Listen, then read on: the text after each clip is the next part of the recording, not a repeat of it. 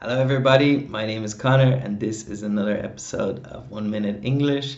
Please subscribe below if you like this. Today, we're going to talk about it's and the usage and the grammar, and I'll give you some examples so that you can understand how to use it's. Okay, so we're going to look at it's. This is its, not it apostrophe s, and this is a possessive adjective, okay? So what does that mean? It means that something belongs to something, something or somebody, right?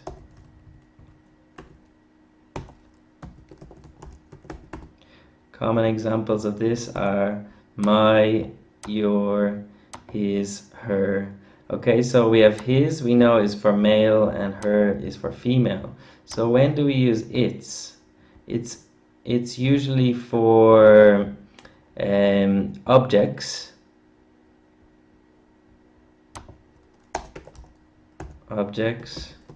or animals sometimes when we don't know if it's a male or a female. Okay, so let's look at some examples over here.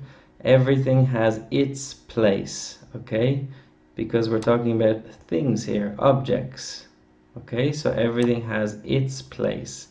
Its borders are Mexico and Canada. Okay, we're talking about the United States of America here. So its borders. Let's think about a dog.